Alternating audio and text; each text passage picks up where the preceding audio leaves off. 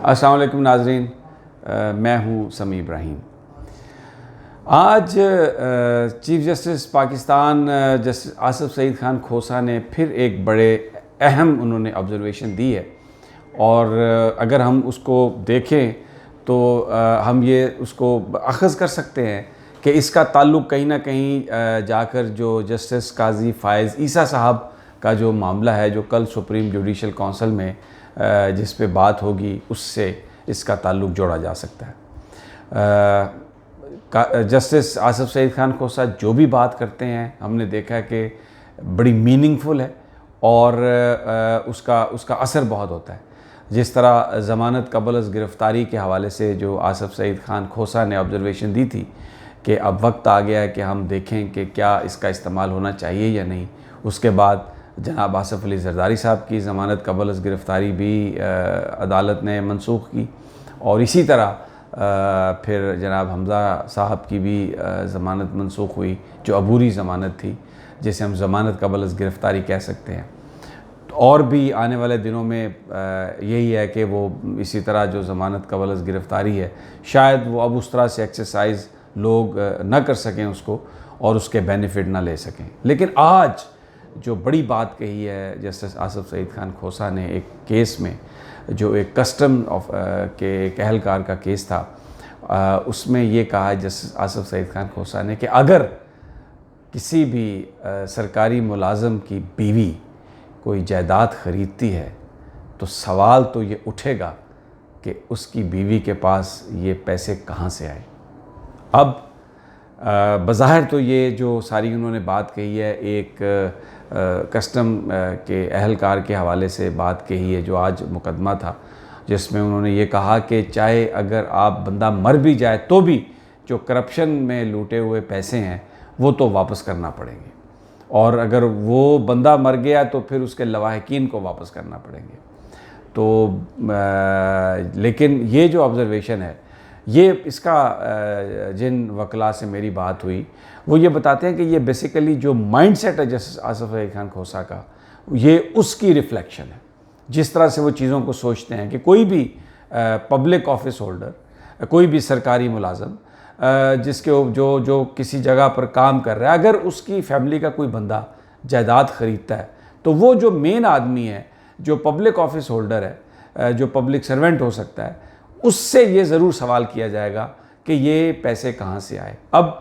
اگر میں اس کو تھوڑا سا الیبوریٹ کروں، تھوڑا سا میں اس کا ایک پیرلل ڈرا کرنا چاہتا ہوں، جو جسٹس قاضی فائز عیسیٰ صاحب کے خلاف جو ریفرنس ہے، اس میں یہ ہے کہ ان کی بیوی کے نام پراپرٹی ہے، ان کی بیٹی کے نام بھی پراپرٹی ہے، اور جسٹس قاضی فائز عیسیٰ صاحب نے جو اپنے دوستوں کے حوالے سے، میڈیا کے حوالے سے جو چیزیں لیک کی ہیں، بابر ستار صاحب نے بھی چیزیں کہی ہیں، کالمز میں بھی آئی ہیں، جس میں انہوں نے یہ کہا کہ وہ میرے ڈیپینڈنٹ نہیں ہیں میرے بیوی بچے، اس لیے مجھ پہ یہ فرض نہیں تھا کہ جو کچھ بھی انہوں نے ان کی جو بھی پراپرٹیز ہے، وہ مجھ پہ فرض نہیں تھا کہ میں اس کو ویلتھ سٹیٹمنٹ میں اس کا اظہار کروں۔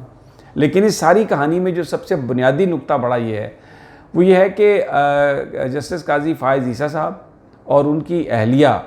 ان کے جو 2014 سے 2018 تک کے ٹیکس ریٹرن ہے، اس میں ان پراپرٹیز کا ذکر ہی نہیں ہے۔ اور آج 14 تاریخ سے ایک دن پہلے ایک کسٹم کے اہلکار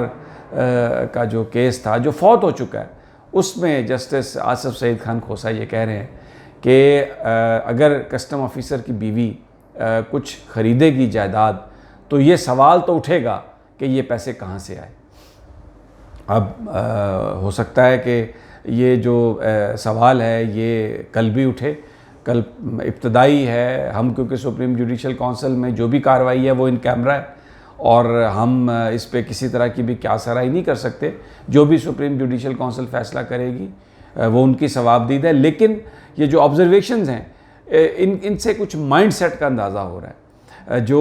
ضمانت قبل از گرفتاری کے حوالے سے جو بات کہی گئی، اس پہ ہم نے دیکھا کہ ماتحت عدالتوں نے فوری طور پر اس پر من و عن عمل درآمد شروع کر دیا، اور وہ جو ایک رائٹ ہے اس کو آئین اور قانون کے مطابق انتہائی مخصوص حالات میں ہی آگے جا کے استعمال کیا جائے گا۔ اور اب اگر آصف سعید خان کھوسہ صاحب خود یہ کہہ رہے ہیں کہ کسی اہلکار کی، کسی سرکاری ملازم کی بیوی اگر کچھ خریدتی ہے یا اس کا رشتہ دار کچھ خریدتے ہیں تو یہ سوال تو اٹھے گا کہ یہ پیسے کہاں سے آئے. تو یہ ایک بڑی ایک فیصلہ کن چیز بھی ہو سکتی ہے. اور جو آصف سعید خان کھوسا ہیں وہ بڑے ایک سمجھدار اور بڑے ذہین آدمی ہیں اور بہت ذہین جج ہیں. پاکستان کی تاریخ میں ایسی مثال کم ہے جس طرح کے وہ جج ہیں. اور اس سے پہلے جب وہ لندن میں تھے تو وہاں سے انہوں نے بالکل واضح طور پہ یہ کہا تھا کہ اگر کوئی ریفرنس صدر پاکستان بھیجتے ہیں کسی جج کے حوالے سے تو اس کو عدلیہ پر حملہ قرار نہیں دیا جا سکتا. حکومت کا یہ ان کو یہ اختیار ہے کہ وہ اگر کسی کے بارے میں ریفرنس بھیجنا چاہے بھیج سکتے ہیں، لیکن وہ جج کام کرے یا نہ کرے، اس ریفرنس میں کتنی جان ہے، یہ فیصلہ ججز کریں گے، سپریم جوڈیشل کونسل کرے گی. کل 14 تاریخ کو سپریم جوڈیشل کونسل ابتدائی سماعت کرے گی کہ جسٹس قاضی فائز عیسیٰ صاحب کے بارے میں جو ریفرنس ہے کیا وہ قابل سماعت ہے، اس کو مزید آگے چلانا چاہیے یا نہیں. لیکن دوسری طرف جو وکیل ہیں وہ ڈیوائیڈ ہو چکے ہیں.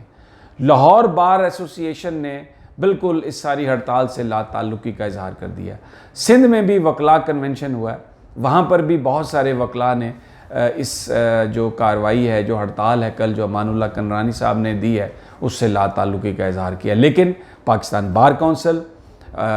لیکن سپریم کورٹ بار ایسوسی ایشن، ان کے جو سپریم کورٹ بار کے صدر نے تو اعلان کیا ہے کہ کل ہڑتال ہوگی، لیکن جو سیکریٹری ہیں انہوں نے کہا ہے کہ یہ صدر کا انفرادی فعل ہے. تو جو اس وقت لائرز کی جو کمیونٹی ہے اس میں بھی ہمیں واضح طور پر نظر آ رہا ہے کہ ڈفرینسز ہیں. اور یہ وہ چودھری افتخار والا معاملہ نہیں ہے جب وکیلوں کی ایک تعداد نکل آئی تھی باہر اور اس وقت ہمیں اس حوالے سے خاصا اتحاد نظر آ رہا تھا. لیکن اب اگر سپریم جوڈیشل کونسل میں ریفرنس نہیں بھیجا جا سکتا تو پھر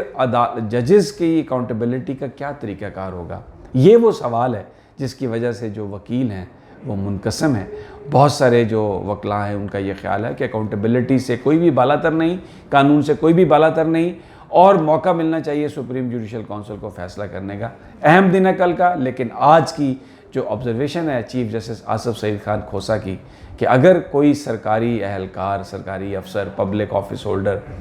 اگر اس کی بیوی کوئی جائیداد خریدتی ہے تو یہ سوال تو پھر اٹھے گا کہ اس کے پیسے کہاں سے آئے. دیکھتے ہیں کل کیا ہوتا ہے.